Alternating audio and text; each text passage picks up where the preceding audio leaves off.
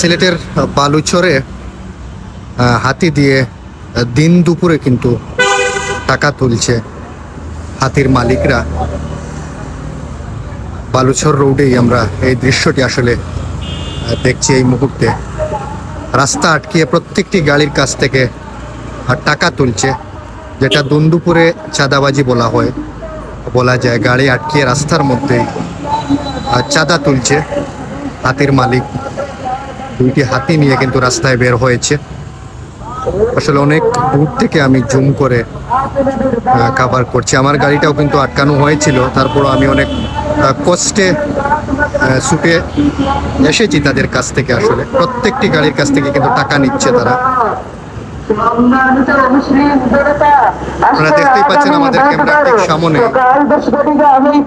রাস্তার মধ্যেই গাড়ি আটকিয়ে প্রত্যেকটি গাড়ির কাছ থেকে টাকা নিচ্ছে হাতির মালিকরা।